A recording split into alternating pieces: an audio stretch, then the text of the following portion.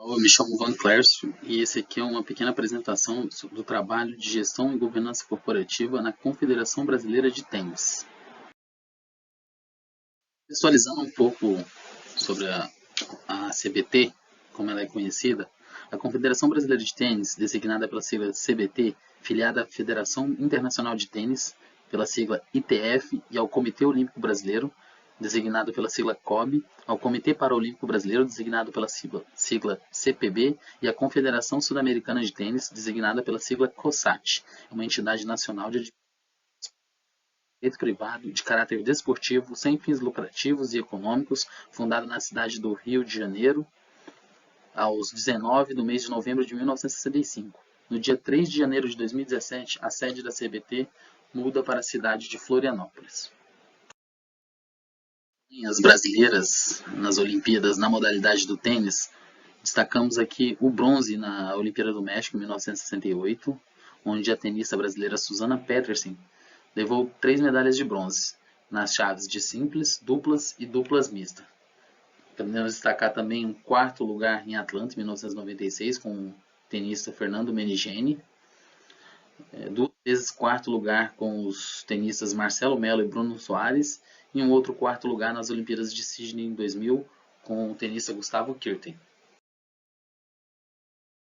As brasileiras em Grand Slam, nós trazemos aqui os dois únicos brasileiros que foram campeões desses torneios, né? A Maria Esther Bueno. Maria Esther Bueno é uma ex-tenista brasileira já falecida. Nasceu em São Paulo em 11 de outubro de 36 e faleceu dia 8 de junho de 2018 na mesma cidade. Conhecida como a rainha do tênis, ela atuou nas décadas de 50, 60 e 70, sendo uma das tenistas a conquistar títulos em 3 décadas diferentes. Maria Esther Bueno detém ao todo 7 Grand Slams, sendo 4 US Open e 3 Wimbledon. E também trazemos o tenista Gustavo Kuerten, com 3 títulos de Roland Garros em 97, 2000 e 2001, Guga foi o maior tenista homem que o Brasil já teve. Gustavo Kuerten é ex-tenista brasileiro, nascido em 10 de setembro de 1976, em Florianópolis, Santa Catarina. Conhecido mundialmente como Guga, o catarinense é o maior tenista brasileiro de todos os tempos. Guga perdeu seu pai cedo, que era com quem ele começou a jogar e também surfar. Aos 14 anos, ele começou a treinar com o Larry Passo, onde ficou como treinador por 15 anos. Guga está no Hall da Fama do ATP. O tênis tem muitos grandes jogadores ao longo da sua história e com certeza não é o objetivo desse trabalho apresentar todos, até porque não os conhecemos, mas destacamos alguns deles aqui. O primeiro deles, Roger Federer, tido como o maior tenista de todos os tempos. O ex-tenista suíço já foi recordista de títulos de Grand Slams, com 20 conquistas, além de 103 torneios ATP até a sua aposentadoria. Rafael Nadal, tenista espanhol, é considerado por muitos um dos maiores tenistas de todos os tempos e ganhou 22 Grand Slams, sendo o atual recorde mundial de Grand Slams para o mesmo tenista. O Djokovic, que é um tenista sérvio e detém 21 conquistas de Grand Slam. Trazemos também Gustavo Kuerten, brasileiro, com 3 Grand Slams.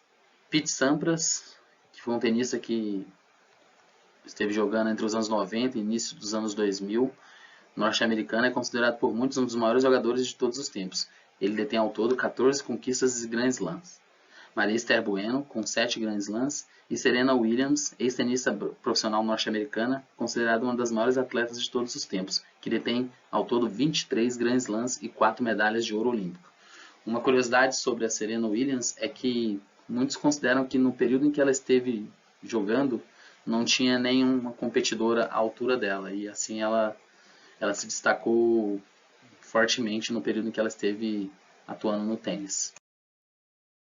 As últimas Olimpíadas foi a de Tóquio em 2021, que deveria ter acontecido em 2020, não fosse a pandemia. O campeão masculino de tênis foi Alexander Zverev, alemão, e a campeã feminina de tênis foi Barbora Krejcikova, da República Tcheca. A Bárbara, no caso, ganhou também medalha de ouro na chave de duplas.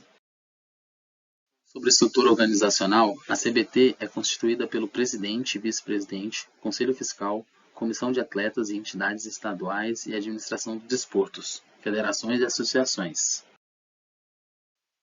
Aqui um organograma que mostra acima ali a Assembleia Geral, a figura do presidente, que hoje é o Rafael Westrup, vice-presidente, gerentes e vice-presidente TCR. Setores independentes, ao lado da presidência, nós conseguimos observar aqui a Comissão de Atletas, Conselho Fiscal, STJD, Auditoria Externa e Conselho de Direção. Abaixo temos a estrutura administrativa da CBT. Agora, falando um pouco sobre o balanço patrimonial, a parte do ativo da CBT, nós destacamos as contas a receber, que tiveram uma variação de 2020 a 2021 de 352%, indo de R$ 384,5 mil para R$ 1,7 milhões de reais, e a conta de caixas equivalentes, que teve uma variação aumentativa de 18%, fechando 2021 com 899 mil reais. Patrimonial, a parte do ativo, nós destacamos as contas de receitas diferidas, que tiveram variação de 469%, fechando 2021 com R$ 567,7 mil reais, e a conta de adiantamentos recebidos, que também teve variação aumentativa de 35%, fechando 2021 com R$ 528,9 mil reais. Temos os principais índices para esse trabalho, os índices de liquidez. Podemos observar que a liquidez corrente de 2021 da CBT está bem interessante, é um número bem legal, que relaciona as obrigações de curto prazo com a capacidade de pagamento delas na parte do ativo circulante. Ou seja, para cada R$1 de obrigação de curto prazo, a CBT tem 1,96 para quitar essas obrigações, o que é uma liquidez muito boa. O endividamento 2021 fechou com 40,7%, que é considerado um endividamento razoável, e os índices de lucratividade, 2020 ela fechou com um déficit de 2,4% e 2021 uma lucratividade de 6,08%. E da CBT, nós destacamos as principais receitas da Confederação, sendo a maior delas a receita com convênio COB, que é o Comitê Olímpico Brasileiro, representando 31%, seguido de patrocínios, eventos e artigos com 30,4%, e destacamos também as contas de receitas com inscrições, cursos e ingressos com 16,5% e convênio CPB, que é a Confederação Paralímpica Brasileira, com 11,7% das receitas totais auferidas em 2021 pela CBT.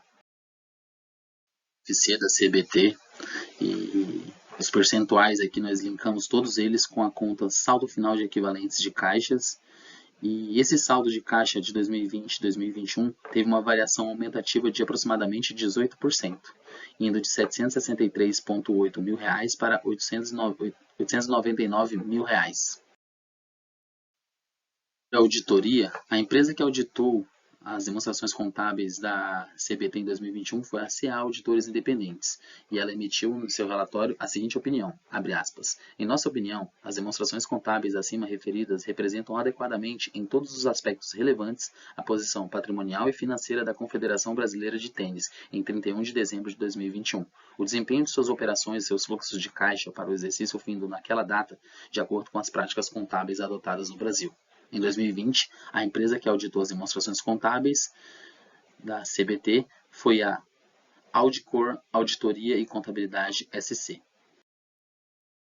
Consideramos que a CBT tem um bom nível de transparência, informações claras e acessibilidade às informações básicas em seus sites da entidade.